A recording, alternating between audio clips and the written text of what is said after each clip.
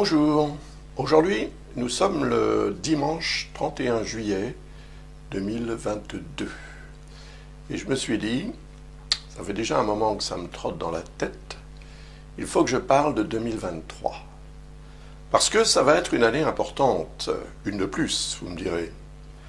En fait il y a deux planètes majeures qui vont changer de signe quasiment en même temps. La première, c'est Saturne. J'en ai beaucoup parlé de Saturne depuis 2020, parce que du fait d'une dissonance avec Uranus en Taureau, ça a produit de graves tiraillements. Et si vous voulez en savoir un petit peu plus là-dessus, regardez la vidéo que j'ai faite l'année dernière à ce sujet, et puis les autres, puisque j'en ai parlé dans pratiquement toutes les autres. Toutes les vidéos qui concernent les pleines lunes, les nouvelles lunes, avaient évidemment quelque chose à dire par rapport à cette configuration. Alors, Saturne, ici, en Verseau, et Uranus, qui est la planète du Verseau d'ailleurs, ici, en Taureau. Vous voyez? Donc ça crée effectivement ce qu'on appelle une quadrature. Voilà. Alors, elle est un petit peu mal tracée, je vais la retracer un petit peu mieux. Voilà. Alors, cette quadrature, si vous arrivez à la voir, voilà, eh bien, elle a été à l'origine du tiraillement entre les libertés représentées par Uranus et les contraintes représentées par Saturne. Voilà, je n'en dis pas plus, vous voyez ce que je veux dire. Le fait est que, à partir du mois de mars, et pour être précis, à partir du 7 mars, et Saturne, eh ben, il va changer de signe. Et il va passer en Poisson. Il va y séjourner pendant 2 ans et demi. C'est le temps que met Saturne pour traverser un signe, approximativement. Et quand il sera en Poisson, eh ben, il ne sera plus en dissonance avec Uranus. Au contraire, il va peu à peu créer ce qu'on appelle un sextile, c'est-à-dire un lien harmonique. Effectivement, le Poisson est un signe d'eau, Taureau, signe de terre. On mélange la terre et l'eau, et tout se passe très bien, c'est tout à fait faisable. Ce sont des éléments qui sont complémentaires, comme on dit. Alors, ça veut dire que Saturne et Uranus vont être complémentaires, vont être copains, amis. Saturne représente effectivement les contraintes, mais également finalement, ce qu'on en tire quand on les accepte, quand on les gère, quand on les, quand on les intègre dans son paysage existentiel, comme faisant partie des réalités, je dirais presque karmiques, c'est un peu la fatalité, Saturne. Et c'est vrai que c'est un sentiment de fatalité qu'on peut avoir depuis 2020, depuis que Saturne est en Verseau, parce que, bien qu'il soit retourné en Capricorne pendant quelques temps, il s'y est affirmé en décembre 2020, et depuis, voilà, il s'y complaît dans ce signe. C'est le signe d'Uranus. Donc Uranus n'est pas tellement d'accord avec Saturne. Qu'est-ce que tu fais chez moi? En plus, ils ne sont pas vraiment amis là pendant cette période, vu que ça crée une espèce de tiraillement énergétique qui se ressent. Et qui fait qu'on oscille entre le pour et le contre, entre les libertés et les contraintes. Donc on avance, on recule. L'avenir qui est représenté par Uranus devient beaucoup plus, comment dirais-je, questionnable. Parce que Saturne est là pour dire « Non, non, n'allons pas trop vite. Il y a d'abord ça à faire, ça à gérer, ça à accepter et ça à surmonter ou à dépasser. » C'est ce que Saturne attend de nous, des efforts. On en fait des efforts, On est patient. La patience est représentée par Saturne. L'impatience serait plutôt représentée par Uranus. Donc il y a un côté électrique dans cette configuration. Mais bon, lorsque Saturne va changer de signe, ce sera le 7 mars. Retenez cette date, parce qu'à partir de cette date, l'énergie Saturne-Uranus va devenir beaucoup plus complaisante. Et elle peut permettre à un grand nombre d'entre nous, je dirais globalement, de sortir un peu de la crise et de se sentir en fait beaucoup plus libre d'aller de l'avant et de réaliser des projets, de changer ce qu'on a envie de changer dans la vie. Les changements sont présentés par Uranus, et le nœud nord actuellement est en Taureau.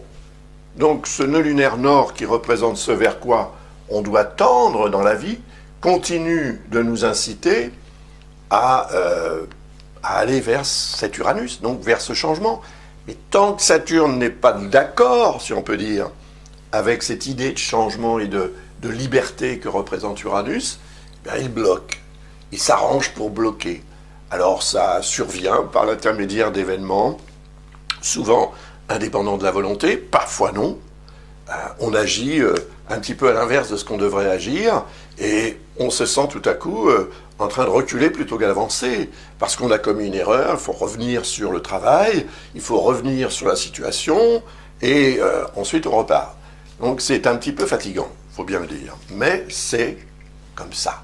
Donc soyons, à la limite, si ce n'est fataliste, tout au moins philosophe, sachant que ça va bientôt se terminer. Bon, aujourd'hui, comme je le disais, nous sommes le 31 juillet, donc il reste août, septembre, octobre, novembre, décembre, janvier, février. Ça fait 8 mois quand même, avant que cette configuration ne disparaisse complètement. Et pour faire place en plus à une configuration très positive. Donc réjouissons-nous d'avance et préparons l'après, justement, parce que c'est Saturne qui représente la nécessité et la volonté qu'on peut avoir aussi de préparer les choses. Et ce sont les efforts qu'on fait, en fait. Saturne représente les devoirs qu'on doit faire quand on va à l'école, hein, pour obtenir, comment dirais-je, de meilleures notes, et puis éventuellement une certification, un diplôme ou quoi que ce soit. Bon, ça demande quand même des efforts. Regardez les athlètes hein, qui font tout un tas d'efforts pour grignoter un quart de seconde et arriver éventuellement un jour sur le podium. De nombreux athlètes de haut niveau n'arrivent jamais sur le podium. Et pourtant, ils continuent de faire des efforts parce qu'ils sont dans cette logique. C'est nécessaire pour eux. Donc Saturne les motive. Il y a d'autres énergies qui les motivent aussi. Hein. Mars, par exemple, pour le sport en tous les cas. Mais Saturne, en fait, indique que l'on va pouvoir enfin peut-être réaliser nos rêves. Pourquoi nos rêves? Parce que Neptune est en Poisson. Alors, lui, Neptune, il est en Poisson depuis 2012. Je pense qu'il va se réjouir de voir Saturne arriver chez lui, parce qu'il est chez lui, Neptune. Il va se réjouir parce que finalement, il est en harmonie avec Uranus, hein, puisqu'il est en Poisson et Uranus en Taureau. Donc, Poisson, Taureau, harmonie. Donc, s'il est en harmonie avec Uranus, il souhaite que ça se passe bien et qu'on puisse effectivement changer ce qu'on a envie de changer, ce qu'on a besoin de changer, ce dont on rêve en fait, ce qu'on rêve de changer, ce qu'on espère changer, etc. Parce que avec Neptune, c'est vrai que c'est pas l'action, c'est plutôt la contemplation, c'est plutôt la connexion avec cette dimension, cette grande dimension, la dimension spirituelle, à laquelle on est tous effectivement reliés quand même. Donc Neptune représente aussi l'intuition, l'inspiration, le ressenti, vous voyez, et on en a beaucoup du ressenti.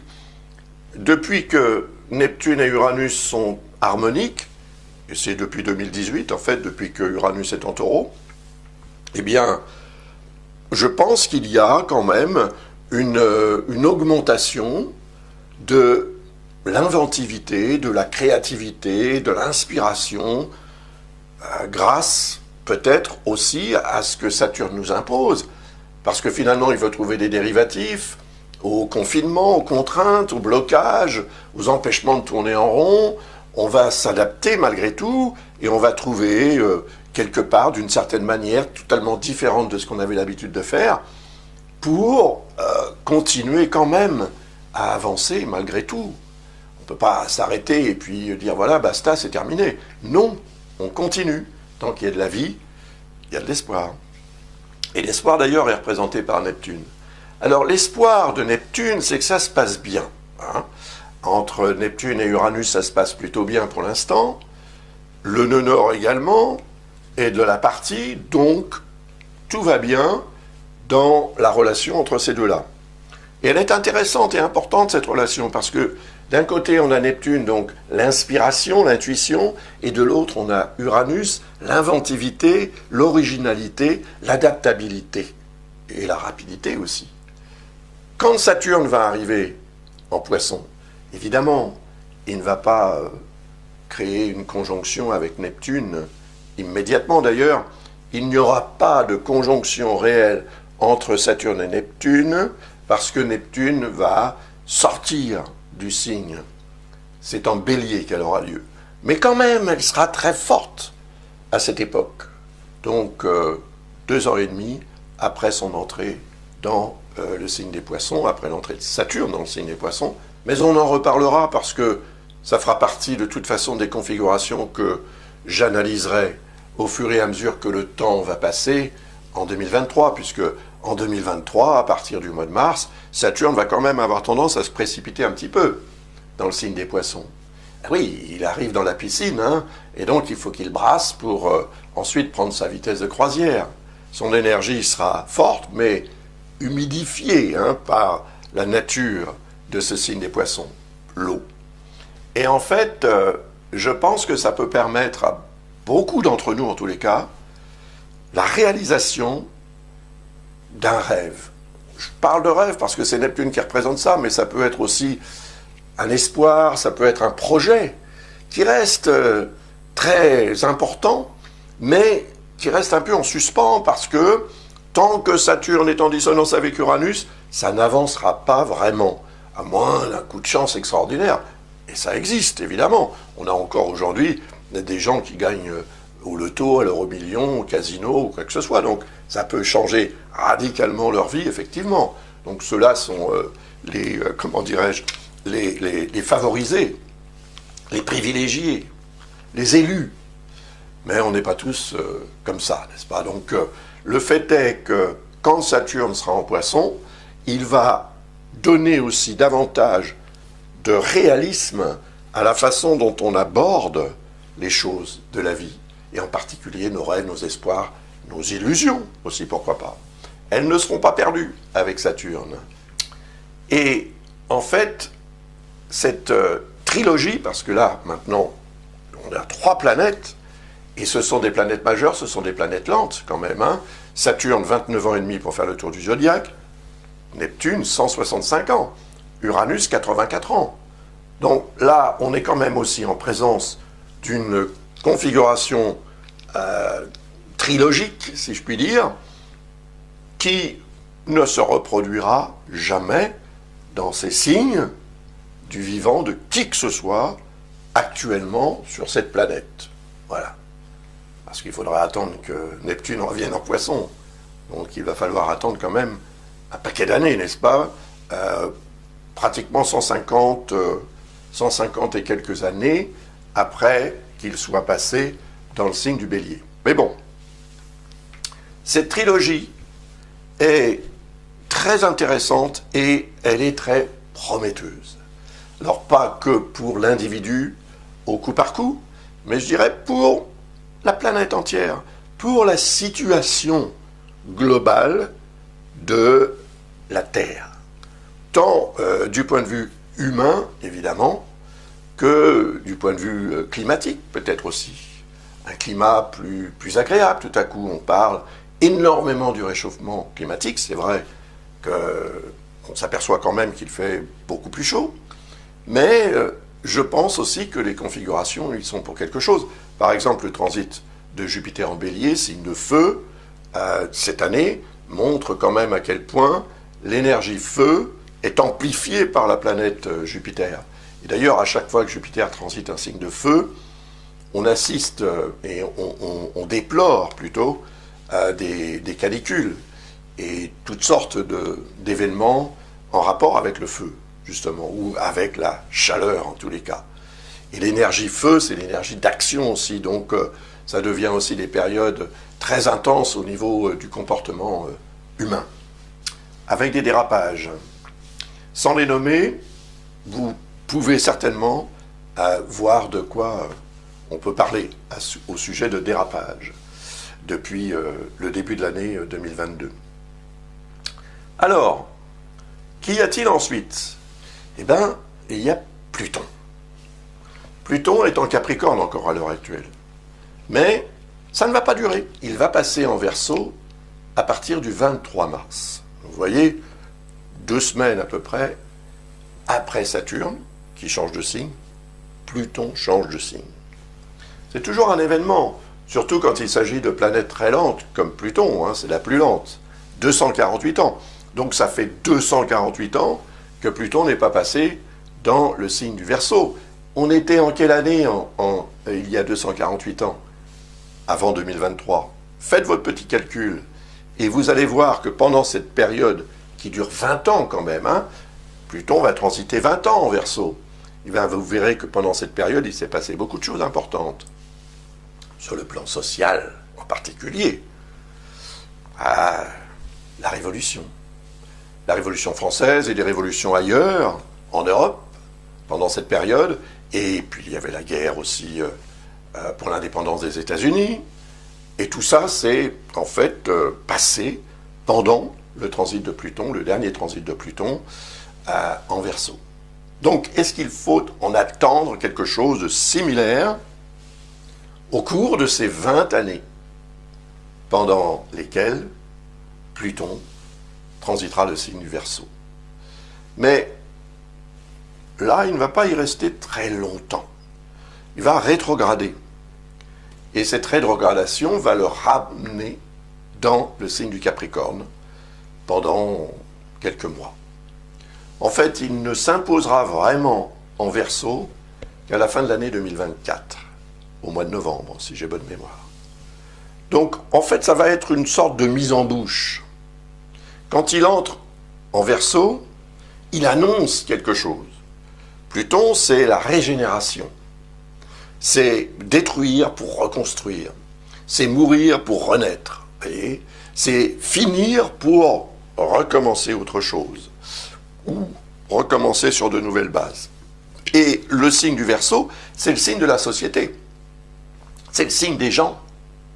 Donc, le fait qu'il soit en Verseau va donner aussi envie et besoin je dirais, globalement à la population du monde entier, de se régénérer, de transformer, de changer profondément, d'en finir avec une certaine façon de fonctionner ou de vivre pour organiser, préparer une autre façon de vivre. Et ça peut devenir très intense quand même, hein. On se souvient, je suppose que vous vous en souvenez, Pluton est entré en Capricorne en 2008. Et puis, il s'y est affirmé en 2009. Et depuis, il est en Capricorne. Son transit aura duré à peu près une quinzaine d'années. Dans le Verseau, ça va durer une vingtaine d'années. Que s'est-il passé en 2008? Vous vous souvenez? Eh bien, le signe du Capricorne représente le pouvoir absolu, le pouvoir des dictateurs, mais la dictature principale n'est pas un homme, une femme, un clan ou un gouvernement. C'est l'argent. Vous voyez? Donc, Pluton a mis la pression sur ce pouvoir absolu pour tenter de le régénérer. On a parlé de beaucoup de choses à l'époque, parce que ça allait mal, et financièrement, beaucoup y ont laissé des plumes, comme on dit. Et des gens très importants, voire des banques. Donc, Pluton en Verseau va tirer la sonnette d'alarme peut-être et montrer à ceux qui observent et peut-être qui dirigent aussi que finalement c'est quand même au bout du compte le peuple qui décide. Et ce peuple, il est représenté, comme je le disais tout à l'heure, par Uranus. Donc il est probable qu'à partir du mois de mars et jusqu'à ce que Pluton rétrograde, ça sera le 11 juin, il repasse dans le signe du Capricorne en rétrogradation. Donc, Voilà, c'est une période entre mars et juin, ça fait 3 mois, c'est pas énorme, mais ça peut suffire quand même pour lancer un signal. Et ce signal devra être capté, entendu, géré, parce qu'il annonce quelque chose qui se prépare et qui va devenir beaucoup plus conséquent, beaucoup plus important, dès lors que Pluton sera définitivement, entre guillemets, puisque ça va durer 20 ans quand même, c'est pas mal, mais c'est pas définitif, en Verseau. Et quand il va entrer en Verseau, bien sûr, il sera, lui, par contre, contrairement à Saturne et Neptune, il va être tout à coup en dissonance avec le signe du Taureau. Tout comme Saturne l'est actuellement, comme je l'expliquais tout à l'heure.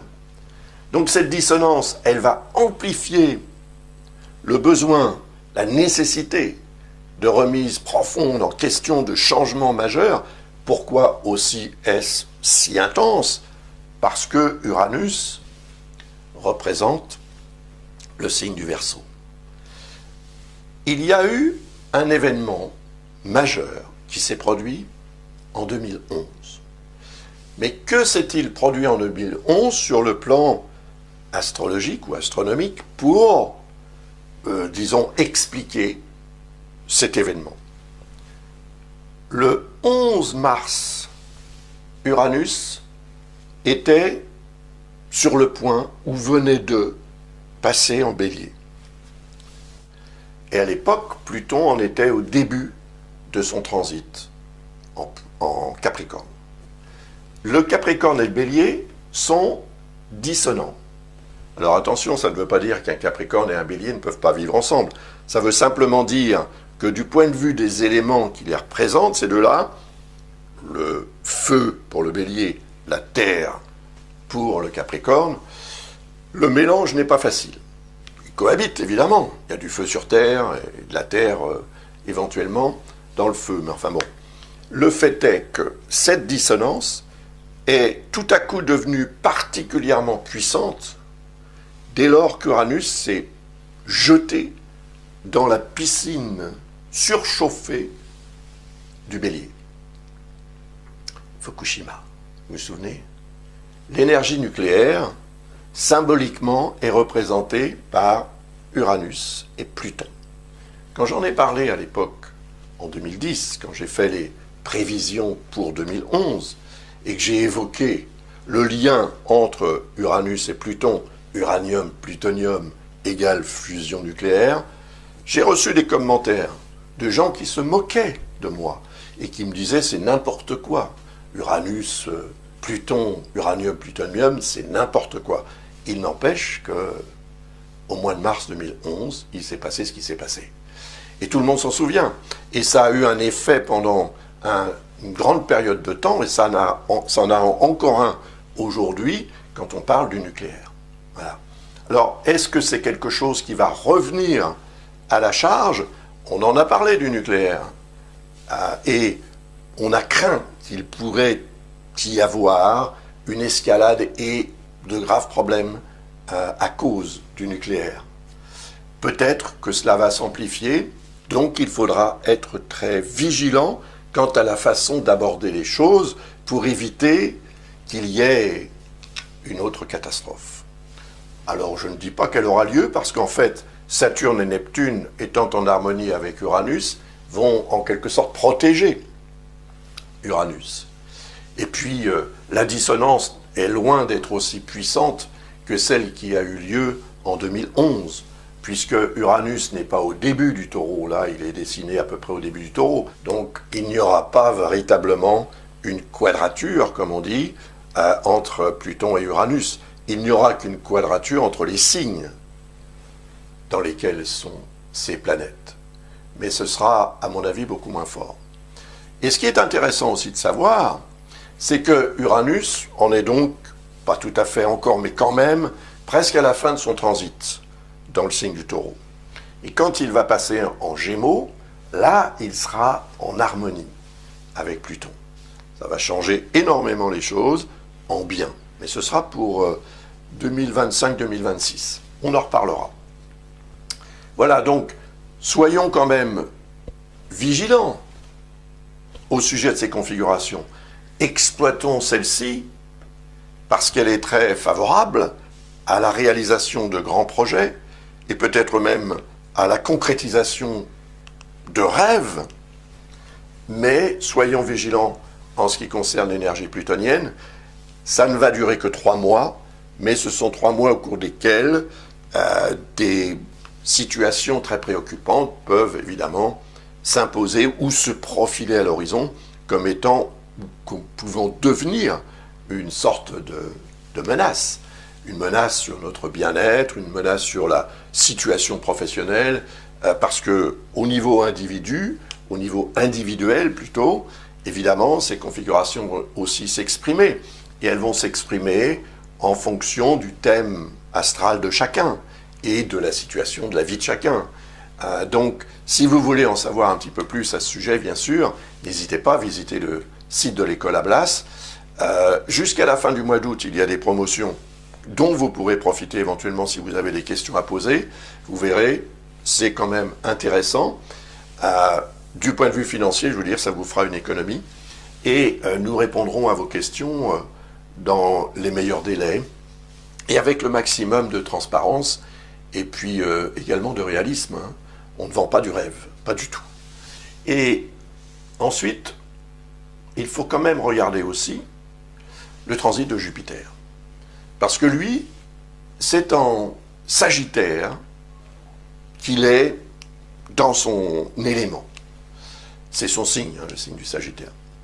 Mais là, il ne sera pas en Sagittaire, puisque je crois que c'est le 20 décembre de cette année, il va passer en Bélier, ou repasser en Bélier, puisqu'il y aura passé quand même encore quelques mois en 2022. Mais tout ça, j'en ai déjà parlé. Donc, Jupiter va transiter en Bélier.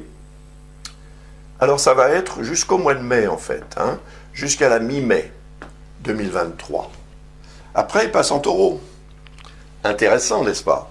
Alors, tant qu'il est en Bélier, c'est aussi intéressant, bien sûr, parce qu'il représente une augmentation, une exaltation du besoin et du potentiel d'action. Il représente aussi une augmentation de la température. Un signe de feu, je vous en ai parlé tout à l'heure. Quand il va passer en Taureau, au mois de mai, évidemment, Saturne et Neptune seront en Poisson, en harmonie avec Uranus, et Jupiter va favoriser l'évolution, l'amélioration, la croissance à toutes sortes de niveaux. Dans votre vie, dans la mienne, dans celle de votre voisin, de votre voisine, etc. Donc, ça veut dire que globalement, cette énergie de Jupiter associée à celle d'Uranus en harmonie avec Saturne et Neptune devient une source de bienfaits pour la planète tout entière. Évidemment, certaines personnes vont en profiter plus que d'autres. Il y a les opportunistes, il y a ceux qui savent, comment dirais-je, flairer la bonne affaire. Et puis, il y a ceux qui vont attendre que ça se passe. Et là, malheureusement, ça risque de ne pas se passer vraiment aussi bien que si ces personnes-là prennent leurs responsabilités et leurs décisions. Donc, si elles se mettent à agir dans le sens de ce qu'elles veulent obtenir, évidemment, ça changera complètement les choses. Et ce qui est intéressant, c'est que si Uranus représente le potentiel de changer les choses, eh bien ce potentiel sera amplifié. Si Uranus représente la liberté à laquelle on aspire tous pour différentes raisons, ce potentiel sera également amplifié.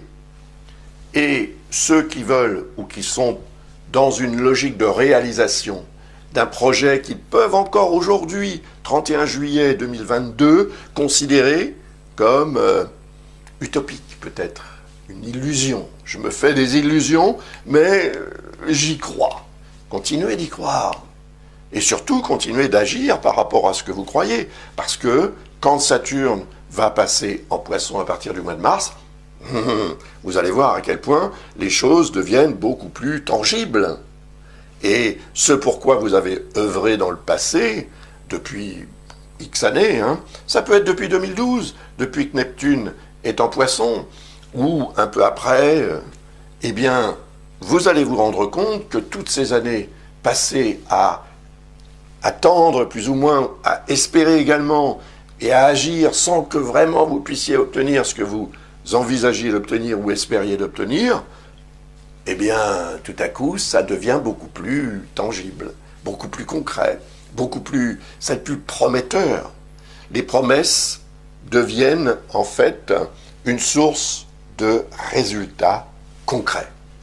Et c'est ça en fait que là, on n'est plus dans la trilogie, on en a 4. On a Saturne, Neptune, Jupiter et Uranus, parce que Jupiter évidemment sera dans le signe du Taureau, et son transit en Taureau, qui va durer à peu près 1 an, va avoir un effet très intéressant. Donc, il faut se préparer à exploiter. Plus on sera préparé, plus on sera dans cette logique de réalisation de quelque chose de grandiose qui peut complètement changer la vie, en bien, merci, eh bien, il faut évidemment s'engager dans cette logique-là, parce que, à mon avis, vous ne serez pas déçus, et vos efforts, les efforts que vous pouvez avoir faits depuis des années, vont enfin être récompensés. Pendant ce temps-là, on a aussi Mars, qui va manifester sa puissance. Mars sera en Gémeaux à partir du 20 août 2022.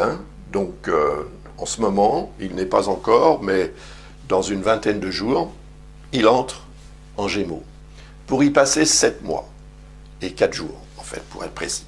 Parce que c'est le 25 mars 2023, vous voyez, on est encore dans le mois de mars. Ici, c'est le mois de mars, c'est, je ne sais plus ce que je vous ai dit, 23 mars 2023. Là, on est le 7 mars 2023 aussi. Donc, mois de mars, on a quand même 3 événements importants, parce que après que Mars est passé 7 mois et 4 jours dans le signe des Gémeaux, où il est devenu pratiquement une planète lente, alors qu'il met en principe 6 semaines pour traverser un signe, là tout à coup c'est 7 mois. Ça n'était pas arrivé depuis 90-91. Donc c'est très important, parce que dès lors qu'il va passer en Cancer, en même temps que Pluton va passer en Verseau, en même temps que Saturne, ou presque, va passer en Poisson, franchement, le signe du Cancer, c'est un signe d'eau, n'est-ce pas? Donc, il sera en harmonie avec le signe des Poissons, donc avec Saturne et Neptune. Donc, il sera aussi en harmonie avec Jupiter, signe de terre, enfin, en Taureau, signe de terre, avec Jupiter-Uranus, bien sûr. Et ça veut dire que là, on n'en aura plus 4, mais 5 avec Mars. Mars, donc, à partir du 25 mars, pendant 6 semaines, ça correspond ici, si je le trouve, 25 mars Cancer, et 20 mai, le 20 mai, il passe en Lion. Donc ça veut dire qu'on aura toute cette période, c'est 6 semaines, un peu plus, pour obtenir un résultat meilleur grâce à Mars, qui représente le potentiel d'action dans la vie. Ça va servir les sportifs, par exemple, j'en ai parlé tout à l'heure. Mars représente quand même les efforts qu'on peut faire quand on est sportif. Mars représente le côté athlétique, effectivement, de la personnalité de tout un chacun, le côté combatif, le côté compétitif même. Et c'est ce côté-là qu'il va falloir aussi exploiter, mettre au service du rêve, de la réalisation, de l'évolution, du changement. Voilà. Et ça marchera. Ça devrait marcher. Alors, encore une fois, évidemment, que ça ne va pas marcher pareil pour tout le monde. D'abord parce que on est tous différents. On a tous des objectifs différents, des espoirs différents, des rêves différents. On est tous différents et on a des thèmes astraux qui sont également différents les uns des autres. Donc, évidemment, même si ça a un effet globalement très positif, il est fort probable quand même que certains d'entre nous en bénéficient plus que d'autres. Il y en a même qui n'auront rien, qui perdront tout même peut-être. Pourquoi pas? Mais voilà, c'est une question en fait de comportement et d'approche des choses de la vie. À partir du moment où on se connecte aux énergies cosmiques, c'est comme si on les appelait. C'est comme si on les domestiquait, en quelque sorte. C'est comme si on faisait ami-ami avec ces énergies. Même quand elles sont en dissonance avec le signe, avec l'ascendant, avec tout un tas de choses dans un thème astral, on peut quand même maîtriser et se dire que voilà, il y a cette discorde entre mon thème astral et le transit de telle ou telle planète importante, mais ça ne va pas durer. Et puis, une fois que ce sera passé, au contraire, cette planète sera très favorable. Ou bien, elle est en discorde, mais je vais essayer de la mettre dans ma poche, comme on dit, hein, pour éviter qu'elle ne soit trop mauvaise avec moi. Et ça marche. C'est simplement une sorte de philosophie de vie. On devient philosophe et on a une approche, comment dire, peut-être plus détachée, peut-être plus holistique.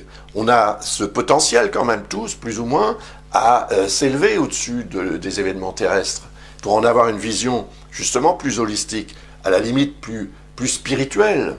Et à ce moment-là, on se sent un peu détaché de ce qui peut arriver de pire, parce qu'on se dit, bon bah, ça n'est que mon existence. Et mon existence, au regard de l'existence de l'univers, c'est même pas un clignement des yeux, c'est rien. Donc, soyons quand même dans la relativité.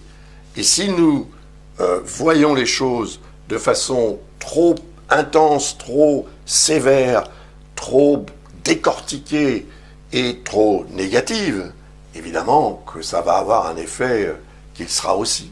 Même quand les configurations sont comme ça, très favorables, plutôt que le contraire. Donc, essayons de profiter de cette année 2023. Je la décortiquerai de façon beaucoup plus détaillée au fur et à mesure que l'année s'écoulera, à travers, évidemment, l'analyse ou les analyses de pleine lune, de nouvelle lune et d'autres événements. Je reparlerai du transit de Pluton en Verseau, je ferai probablement une vidéo juste et seulement à ce sujet. Et puis, évidemment, je reviendrai sur le transit de Saturne et les autres. Voilà. Donc, pour l'instant, je pense vous avoir quand même donné des informations qui, je l'espère, vous seront utiles pour progresser, utiles pour réussir, utiles pour aussi vous motiver à aller de l'avant, sachant que finalement, les portes vont s'ouvrir et que c'est une forme de liberté retrouvée que l'on va pouvoir savourer en 2023. Il y aura évidemment des hauts et des bas, mais à partir du mois de mars, je pense que les choses vont changer de façon très significative et, à mon avis, pour le meilleur. Après, il faut revenir quand même sur ce que je vous ai dit à propos du transit de Pluton, car il ne va durer que 3 mois en 2023, mais il va revenir. Et quand il va revenir, il va là s'imposer pour beaucoup plus longtemps. J'ai terminé, je vous remercie de votre attention, je vous souhaite donc un bel été, si vous regardez cette vidéo là, maintenant en juillet, mais certaines personnes regarderont cette vidéo en 2023, donc ce que je suis en train de dire n'aura plus de valeur. Il n'empêche que je vous rappelle que cette vidéo a été faite le 31 juillet 2022. Et je vous rappelle aussi qu'il y a des promotions